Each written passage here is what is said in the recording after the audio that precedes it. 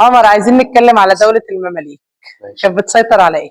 كانت بتسيطر على مصر وبلاد البحر الأحمر وبلاد الحجاز والشام. تمام. دولة المماليك انهارت اقتصاديا بسبب ايه؟ بسبب شاف طريق ناصر رجاء صالح تحت رؤوس المملوك في معركة ديول بحرية 1805. طب وسياسيا انهارت بسبب ايه؟ بسبب الفتن والثورات الداخلية والصراعات على الحكم. دولة المماليك دخلت مع العثمانيين معركتين، عارفهم؟ أيوة، معركة مرج دبك الأولى كانت في الشام وانتصر فيها سليم الأول اللي هم العثمانيين، والمعركة الثانية كانت الردانية في الصحراء العباسية في مصر وانتصر فيها سليم الأول. بيقول لك معركة الريدانية حولت التبعية السياسية لمصر، حيث يعني إيه؟ تحولت مصر من دولة مستقلة إلى ولاية عثمانية. تمام. بيقول لك دلل، انتقلت الخلافة الإسلامية إلى الدولة العباسية بعد إحدى المعارك.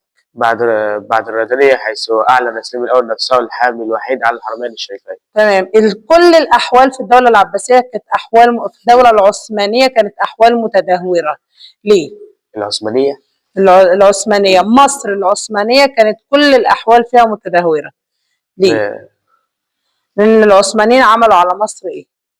فرضوا عليها العزلة. أيوة، لأن فرضوا على مصر العثمانيين العزلة فرضوا عزلة على مصر. بما تفسر تدهور الحياة الفكرية والثقافية في ظل العثمانيين. بسبب العزلة التي فرضها العثمانيين على مصر. تمام. بما تفسر تدهور الحياة الاقتصادية كلها في ظل العثمانيين.